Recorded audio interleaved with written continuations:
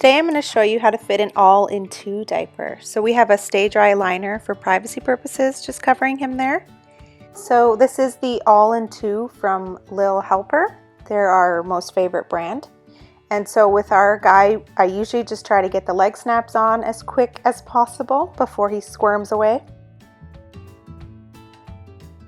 Okay, so these snaps here are the rise snaps. They determine how long your diaper is. These ones are the leg snaps, and they'll create that hole there. You've really got to watch for gaps. This is where a lot of our leaks come from.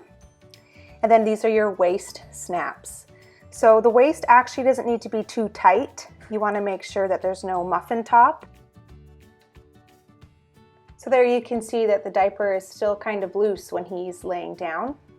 And when he sits up, it's loose enough that there's not that muffin top. And there you have it. That's how you fit an all-in-two cloth diaper.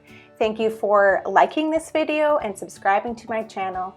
And just down below in my description, I have a link to my blog, which has more cloth diapering tips. And here is a photo of just how the diaper should look when it's on properly. Thank you very much for watching.